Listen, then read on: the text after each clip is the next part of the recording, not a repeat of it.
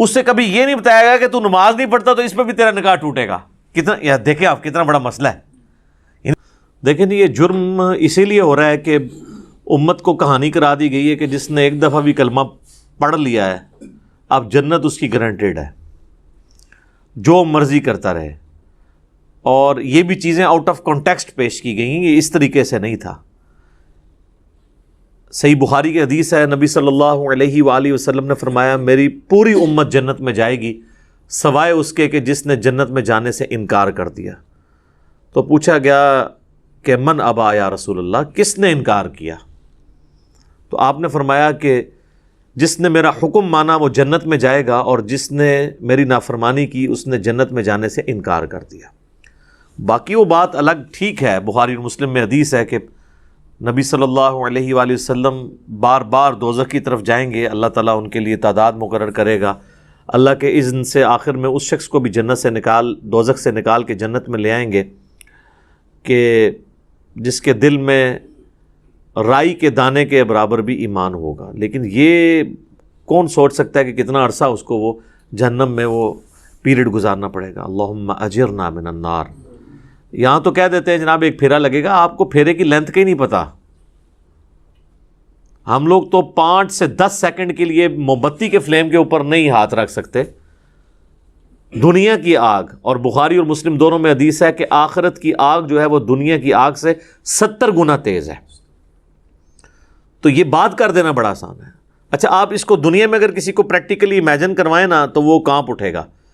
اگر کسی کو آ جائے نا کہ تمہیں ایک جمعے کی نماز چھوڑنے پر یا ایک فجر ظہر عصر مغرب کی چھوڑنے پر، فجر چھوڑنے پر فجر سے لے کر ظہر تک ایک 10 بائی 10 کے کمرے میں رکھا جائے گا جس میں 100 کوبرا سانپ ہوں گے، 100 بچھو ہوں گے اور 100 اژدہے ہوں گے، بس صرف فجر سے ظہر تک تم نے وقت گزارنا ہے ایک نماز چھوڑنے پہ، تو وہ کانپ اٹھے گا اس تصور سے ہی، کیونکہ اس کو امیجن کر سکتا ہے. آخرت چونکہ دیکھی نہیں ہے تو وہ کہتا ہے بس ٹھیک ہے دیکھی جائے گی انشاءاللہ تعالیٰ، جو کچھ بھی ہے تیرے محبوب کی امت سے. تو جمعے کا معاملہ تو بہت سینسٹیو ہے. جمعے کی آپ اہمیت کا اندازہ اس بات سے لگا دیں کہ جمعے کی نماز کے اوپر ایک پوری سورت ہے، اس کا نام ہی سورۃ الجمعہ ہے، سورت نمبر 62 پارہ نمبر 28 میں. اور اس میں باقاعدہ اللہ تعالیٰ نے جمعے کی فرضیت کا ذکر کیا ہے. اعوذ باللہ من الشیطان الرجیم، بسم اللہ الرحمن الرحیم. یا ایہا الذین آمنوا اذا نودی للصلاۃ من یوم الجمعہ، اے ایمان والو جب ندا دی جائے، اذان دی جائے جمعے کے لیے، اس کی نماز کے لیے جمعے کے دن، فاسعوا الی ذکر اللہ، تو جلدی سے لبکو اللہ کے ذکر کی طرف، وذروا البیع، اور تجارت چھوڑ دو، ذالکم خیر لکم ان کنتم تعلمون، اسی میں تمہاری خیریت ہے اگر تم جانتے ہوتے. فاذا قضیت الصلاۃ، ہاں جب نماز پڑھ چکو، فانتشروا فی الارض وابتغوا من فضل اللہ، اس کے بعد تم زمین میں پھیل سکتے ہو اور اللہ کے فضل کو تلاش کرو. یعنی صرف جمعے کے اس ٹائم پیریڈ کے لیے آپ نے کاروبار زندگی کو ترک کرنا ہے. وَاذْكُرُوا اللَّهَ كَثِيرًا لَعَلَّكُمْ تُفْلِحُونَ، اور اللہ کو بہت کثرت سے یاد کرو تاکہ تم فلاح پا جاؤ. تو جمعے کی فرضیت قرآن میں آئی ہے، اس سے آپ اس کی اہمیت کا اندازہ لگا سکتے ہیں. باقی جتنی نمازوں کا ذکر ہے وہ جنرل ہے ان کی فرضیت کے اعتبار سے، یا ایون سورۃ النور کے اندر صلاۃ الفجر اور عشاء اور ظہر کا ذکر آیا ہے تو وہ پردے کے اعتبار سے ہے. فرضیت کا جہاں تک ذکر ہے نا اسپیسیفکلی وہ جمعے کی نماز ہے، اسی لیے اس کی سب سے زیادہ امپورٹنس ہے. اور جمعے کی بھی نماز کی امپورٹنس نہیں ہے، جمعے کی اس ایکٹیویٹی کی امپورٹنس ہے. نماز تو اللہ تعالیٰ نے اس دن ویسے ہی کم کر دی ہے، 4 کی بجائے 2 فرض کر دی ہیں. خطبے کی امپورٹنس ہے، اور یہ مسلمانوں کی ایک ویکلی پولیٹیکل گیدرنگ ہے، اور سالانہ پولیٹیکل گیدرنگ مسلمانوں کی عید کی نمازیں ہیں، اور انٹرنیشنل گیدرنگ سالانہ جو ہے وہ حج کی گیدرنگ ہے. یہ یعنی جمعے کے خطبے اس لیے نہیں ہے کہ یہاں پہ آپ نے لوگوں کو یعنی نکاح، طلاق اور استنجے کا طریقہ یہ ساری چیزیں بتانی ہیں، اصل میں پولیٹیکل ایشوز کو ایڈریس کرنے کے لیے تاکہ لوگ ایک پیج کے اوپر آئیں مسلمان. اسی لیے جمعے کی گیدرنگ ایک شہر میں ایک سے زیادہ ہونی بھی نہیں چاہیے. یہ تو آج کل ایک چندے کے چکر میں اتنی جامع مسجد بن گئی ہیں، ادروائز اصولاً دیکھا جائے تو ایک شہر میں ایک جامع مسجد ہوگی.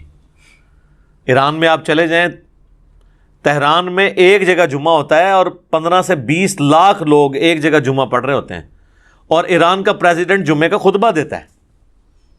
یہاں پہ بھی ہمارے پرائم منسٹر کو فیصل مسجد میں خطبہ دینا چاہیے۔ تو آپ دیکھیں پھر کس طریقے سے قوم ایک جگہ جمع ہوتی ہے۔ ہم تو ایک قوم بھی نہیں اسی وجہ سے۔ بہرحال یہ الگ سے ایک ٹاپک ہے۔ جمعے کی فرضیت کے اعتبار سے سورۃ الجمعہ کافی ہے۔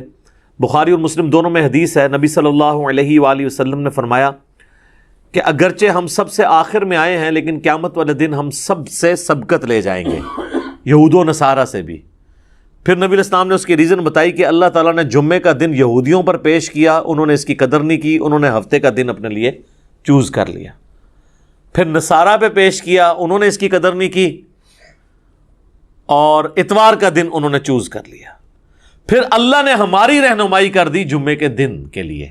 اچھا، نبی علیہ السلام نے اس کو اللہ کی طرف منسوب کیا کہ اللہ نے ہمارے لیے رہنمائی مقرر کر دی کہ ہم جمعے کی طرف متوجہ ہوئے۔ اور پھر نبی صلی اللہ علیہ وآلہ وسلم نے فرمایا کہ قیامت والے دن، یعنی اس جمعے کے دن کے تحفے کو ایکسیپٹ کرنے کی وجہ سے قیامت والے دن ہم سبقت لے جائیں گے، یعنی سب سے پہلے جنت میں جانے والے نبی صلی اللہ علیہ وآلہ وسلم کے امتی ہوں گے انشاءاللہ تعالی۔ اللہم اجعلنا منہم، آمین۔ صحیح مسلم میں ایک حدیث ہے کہ نبی صلی اللہ علیہ وآلہ وسلم نے فرمایا کہ جمعے کا دن باقی تمام دنوں کا سردار ہے۔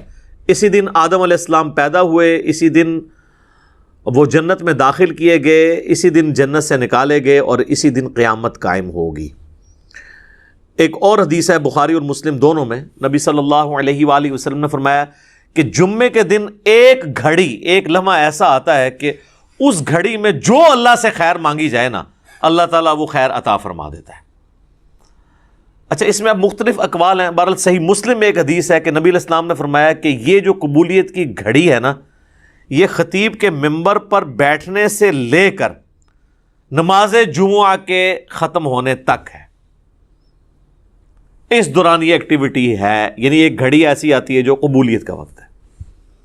ویسے پبلک میں مشہور ہے کہ وہ 2 خطبوں کے درمیان وہ بھی ہو سکتا ہے، اس کے علاوہ بھی نماز کا بھی وقت ہو سکتا ہے جس میں آپ اللہ کی طرف رجوع لاتے ہیں۔ اس لیے آپ دیکھیں کہ بخاری اور مسلم دونوں میں حدیث ہے، نبی صلی اللہ علیہ وآلہ وسلم نے فرمایا جو جمعے والے دن سب سے پہلی گھڑی میں آتا ہے اسے اونٹ نحر کرنے کا ثواب دیا جاتا ہے، جو اس کے بعد آتا ہے اسے ایک گائے ذبح کرنے کا ثواب، جو اس کے بعد آتا ہے اسے ایک بھیڑ یا بکری ذبح کرنے کا ثواب، جو اس کے بعد آتا ہے اسے ایک مرغی ذبح کرنے کا ثواب، اور جو بالکل اینڈ پہ آتا ہے اسے انڈا صدقہ کرنے کا ثواب۔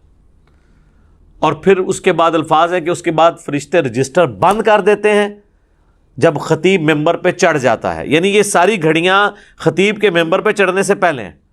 اور پھر فرشتے جو ہیں وہ بھی الذکر سننا شروع کر دیتے ہیں۔ الذکر یعنی جو خطیب خطبہ دے رہے ہیں، بشرطے کہ وہ ذکر ہو، کہانیاں نہ ہو۔ الذکر تو پھر سر یہی ہے، انا نحن نزلنا الذکر وانا لہ لحافظون۔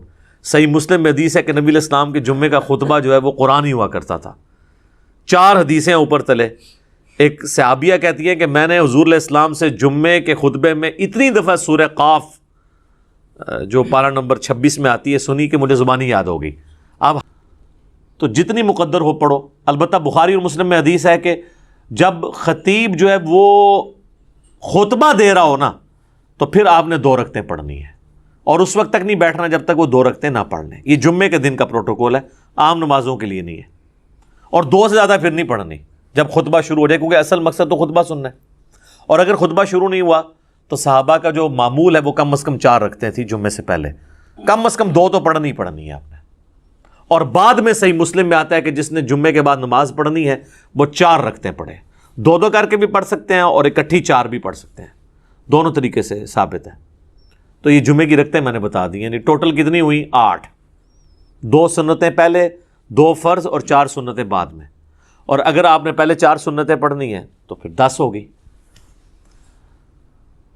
تو نبی صلی اللہ علیہ وآلہ وسلم نے یعنی یہ ترغیب دلائی ہے کہ جمعے والے دن خطیب کے ممبر پہ چڑھنے سے پہلے پہنچ جائیں۔ اب آ جائیں وہ جمعے کی تارک کے اعتبار سے صحیح مسلم میں ایک حدیث ہے، نبی علیہ السلام نے فرمایا کہ لوگوں جمعہ چھوڑنے سے باز آ جاؤ، ورنہ ایسا نہ ہو کہ اللہ تعالیٰ تمہارے دلوں پر مہر لگا دے.